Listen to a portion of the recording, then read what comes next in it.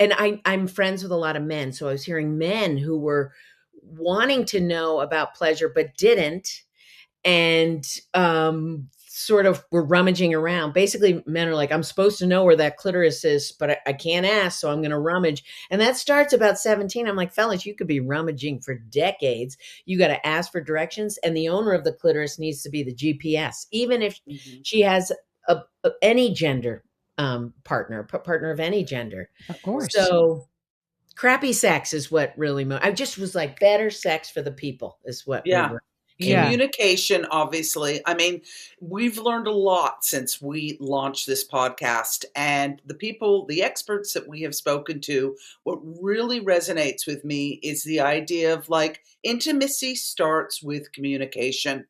And if you can be comfortable there in asking and or exploring in a respectful, comfortable place for the two of you, then sky's the limit to whatever that may look like. Exactly. But also, there is this big misconception about men, or not even a misconception. There is this pressure on men to be sort of sexually coordinated, to know what to do, to turn the woman on, to make it happen. So, and for women to be performative in response. So it's two sides. But I want to go back to the title of your show. You said something about Ring the Bell. I'm assuming that's the little clit, and not so little. Yeah. And talk about how you became sort of clit focused and why specifically clit focused. Okay. So even though I have 3 older sisters, a rotating collection of sisters-in-law over the years, they taught me everything because they knew our parents weren't getting into it. So I knew everything about sex, but no one talked about, and I was the last person to have it. I had all the knowledge, and I thought, here we go. When I start having sex, the orgasm is going to roll in. Had a smart boyfriend who said, most women don't have orgasms with penetration alone. They need extra stimulus. And I was like, what? In my head, I'm thinking, you don't know what you're doing. He read my mind and said, you better go ask that panel of wise women in your life to find out more. So I did. And ended up having my first orgasm by myself, by mistake, in a bathroom stall in the University of New Hampshire library. And I thought, Shazam. And I had asked some women. What were you reading? Nothing. Doing homework. The boyfriend had just visited the boyfriend, thinking about sex, the ADD. Yeah. I'm in one of those carousels. And then I went to the bathroom and I was like, there it is. Boom. And this is the thing. I left I went back to study, and of course I couldn't study. Went back and gave another spin, and then scrubbed in and left the library. And as I met groups of women, I'm like, ladies, do you know about orgasms? And most of them are like, no. People were having tons of sex. I'm like, what are we providing services? You got to know what's up. Right.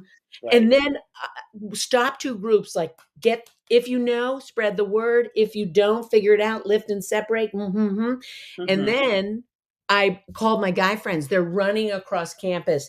This is the 80s. I had to call on a phone that's attached to the wall, and I'm telling them everything. They think I'm an expert. I've got 2 orgasms under my belt, and they're desperate for my knowledge. And so I just started telling people about it and realized so few know. And these are people who've been having sex for years, and women just not knowing, not getting the education. Pleasure education isn't part of it.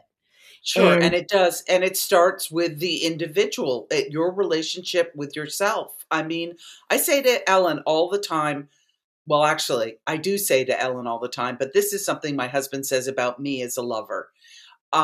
He says, the thing that makes me best in bed is that I'm selfish. And it's not to say that I am not considerate of his needs and we don't have, that relationship.